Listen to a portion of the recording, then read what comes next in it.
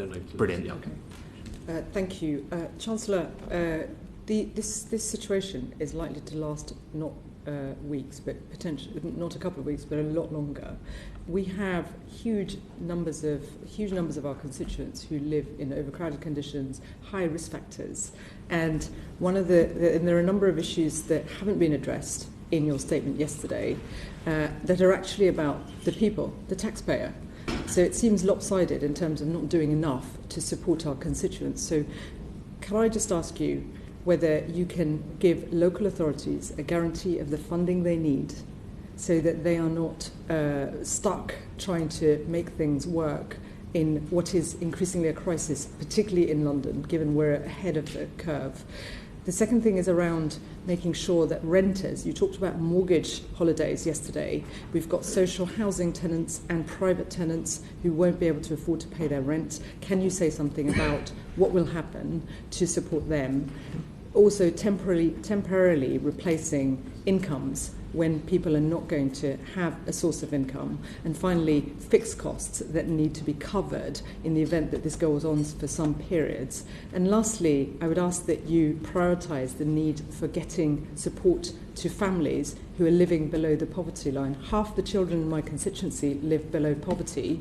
We need food to those families, and if they are self-isolating for weeks, then that can have a devastating consequence. So could you just take those issues away, please? You don't have to respond to all of them, but if you could just take them away and act on them as a matter of urgency, because people are likely to die because of poverty, as well as the risk factors we've talked about here.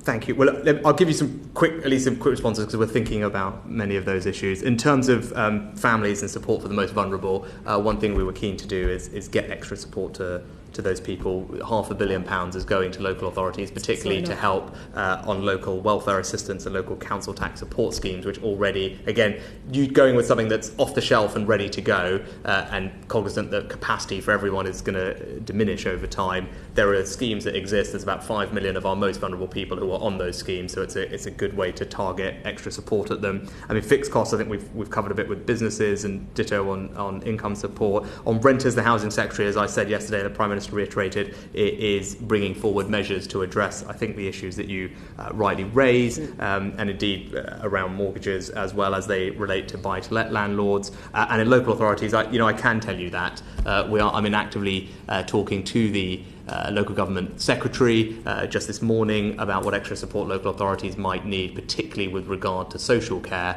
which they obviously have responsibility for, and we will obviously want to free up capacity in the NHS. That might have an impact on social care. That will have a cost implication for local authorities. Can I just ask you on hardship funds? There is only £500 million across the country on hardship funds.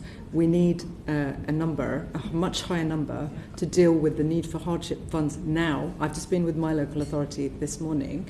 This is, it's a question of days, not weeks. We need urgent action. Could you say something about how much you're going to put extra for hardship funds for local authorities? As I said, £500 million, and it's being delivered quickly to them to then deploy themselves through their existing schemes. It represents about a 15% overall top-up to the budget that they have for those particular schemes. But if I could take a question from the last honourable lady. Exactly.